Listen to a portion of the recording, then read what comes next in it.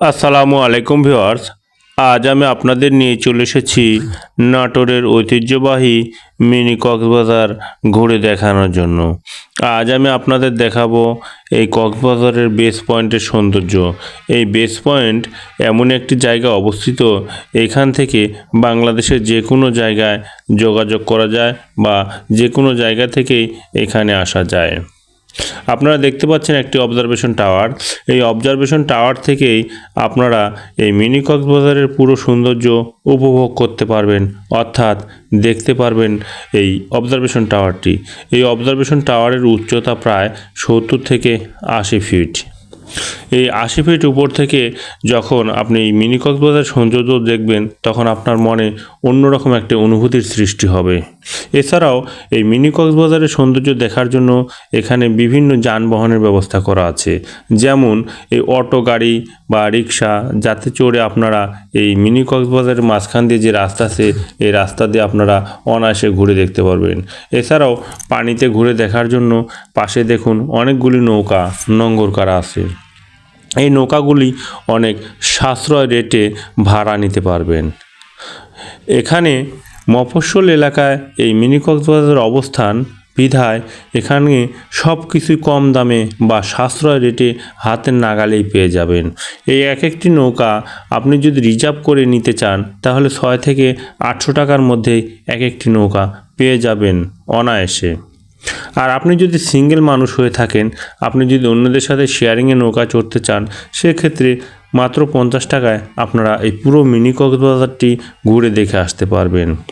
প্রচণ্ড গরমের তাপ, তাই পাশে দেখুন অনেকগুলি খাবারের ছোট ছোট পয়েন্ট বা রেস্তোরাঁ দেওয়া আছে, যেখানে আপনারা অনেক কম দামে অর্থাৎ সাশ্রয় রেটে এখান থেকে খাবার এবং পানীয় বিভিন্ন প্রয়োজনীয় জিনিসপত্র আপনারা ক্রয় করে নিতে পারবেন, যা ন্যায্য মূল্যে পেয়ে যাবেন। অন্যান্য জায়গায় দেখা যায় যে যেখানে পর্যটন কেন্দ্র, সেই পর্যটন কেন্দ্রকে ঘুরে পর্যটন কেন্দ্রকে কেন্দ্র করে অনেক দাম দিয়ে কিনতে হয় খাবার বা বিভিন্ন পণ্য, কিন্তু এখানে কোনো জিনিসের দাম আপনার কাছে কেউ বেশি রাখবে না বা রাখতেও চাইবে না। এই এলাকার মানুষ অনেক সহজ সরল এবং ভালো মনের, যা আপনারা আসলে এই এলাকায় ঘুরলে বুঝতে পারবেন। আর সত্যি কথা বলতে কি, উত্তরবঙ্গ মানেই কিন্তু সহজ সরল মানুষ, কারণ এই অঞ্চলের মানুষগুলো এতটাই সহজ সরল যা আপনি কল্পনা করতে পারবেন না। বিশেষ করে দেখা যায় বড় বড় যেগুলো পর্যটন কেন্দ্র আছে, মানুষকে ঠকানোর জন্য এক একজন এক এক পাঁয়তারা করে, কিন্তু এই এলাকায় আসলে আপনি বুঝতে পারবেন, আপনি ছোট্ট বাচ্চাও যদি হয়ে থাকে, সেও এখানে ঠকবে না। তো যাই হোক, আমরা এখন চেষ্টা করছি আমরাও একটু ঘুরতে যাওয়ার জন্য, তো আপনাদের দেখানোর জন্য ভিডিওটি করছি। আর দেখুন একবারে পানি রাস্তার উপরে প্রায় চলে এসেছে, থই থই করছে। অনেক সুন্দর একটি মনোরম দৃশ্য বা পরিবেশ।